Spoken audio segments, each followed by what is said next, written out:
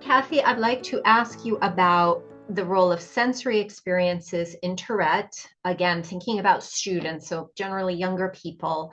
I want to ask you both about the onslaught of sensory experiences, how some things can really affect a student negatively to the point of distraction and Mhm. distress.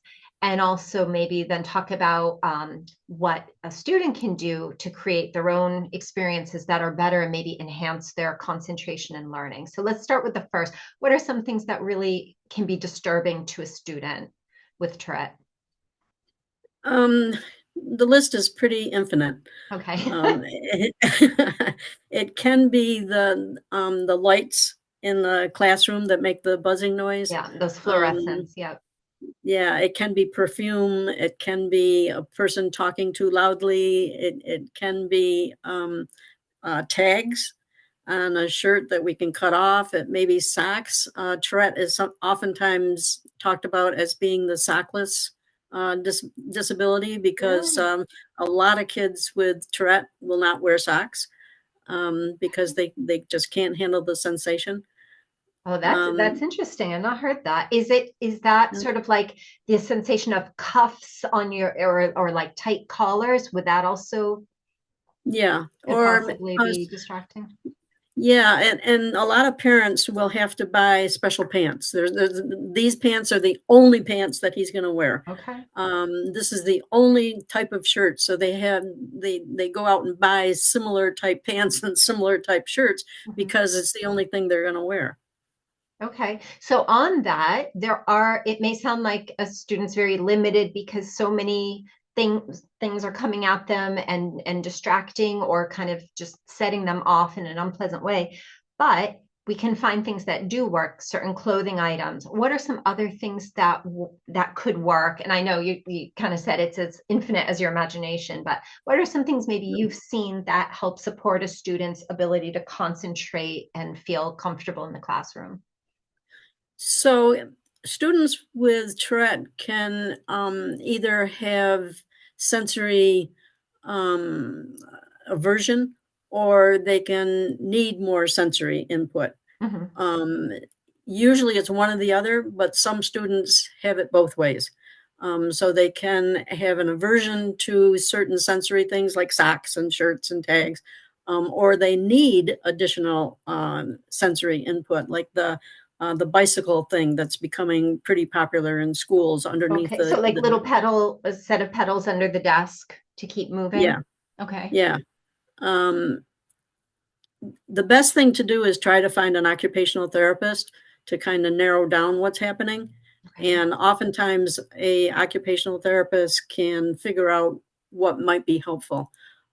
So I've known kids that have sandpaper underneath their desks that they can feel, or they may have a piece of satin in Mhm. their pocket that they can feel.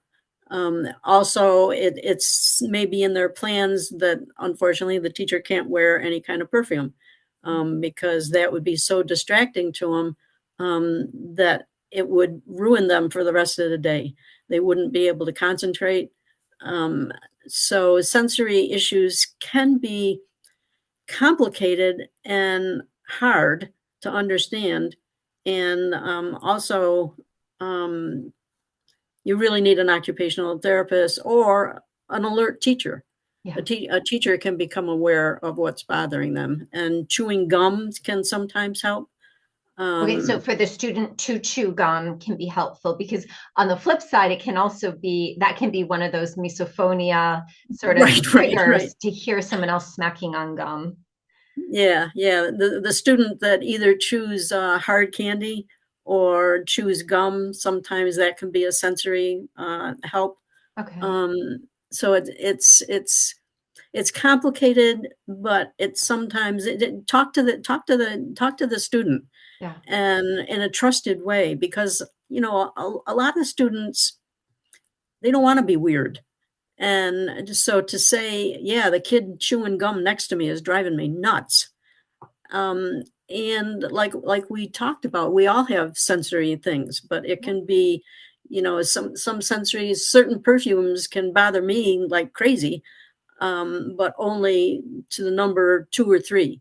Whereas a student with sensory difficulties, it may be 20. And again, it may ruin the rest of the day for them. They can't get back to it. So Yeah, it's an exactly. important, Yeah, so it sounds like good communication with the student, helping the student to look inside him or herself and figure out what really can I not stand? What, if we remove it from my learning experience, would make the day go better? And I remember speaking with someone who said, for example, a fire alarm from when we have fire drills, which you have to have at school, certain time of, number of times of the year. And nobody likes it. No one likes that blaring sound, and it is jarring, and it's meant to make you alert and file out. But the difference for some people, then they go on and they have the rest of their day and it's forgotten within 30 minutes. For a student with Tourette, that jarring feeling, that sensation, the sound, the vibrations going through their body could be something that stays with them. They're reliving it, and it sort of rules the rest of their day. And that's sort of the difference between someone experiencing, like you just said, at a level 2 versus at a level 15. And yeah, unfortunately, yeah.